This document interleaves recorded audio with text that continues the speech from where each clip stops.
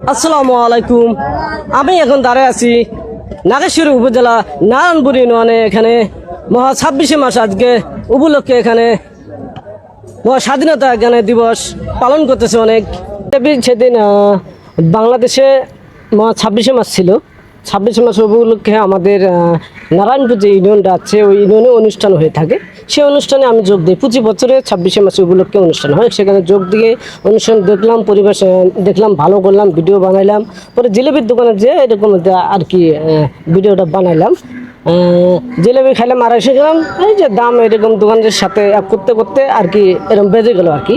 পরে দোকানদার জিজ্ঞেস করলাম 250 গ্রাম কত আর কেজি কত, এরকম ভাগ করে কইলাম। পরে কেজিতে ফেলালো 200 টাকা। ওরা গেল বছরে আমি খেলাম 160 টাকা কেজি, 70 টাকা, 150 টাকা কেজি। এই বছরে 200 টাকা কেন?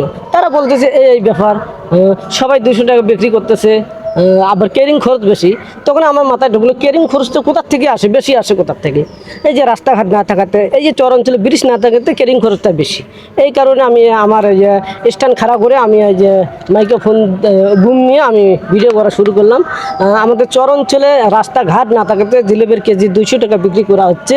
সেটা আমি দোকানদার জিজ্ঞেস করছি এটা কোন রেটে বিক্রি করা হচ্ছে? একই রেটে। তখন আমি একই রেটে মাল বলতে আমরা বলি সরকারি রেটে, সেটা এই জন্য আমি বলে ফেলেছি এখানে এই রেটে বিক্রি করা হচ্ছে সরকারি রেটে। যদি এই রেটের ধরে বেশি বিক্রি করা হয় তাহলে আইনের ব্যবস্থা নিতে হবে। এই তো।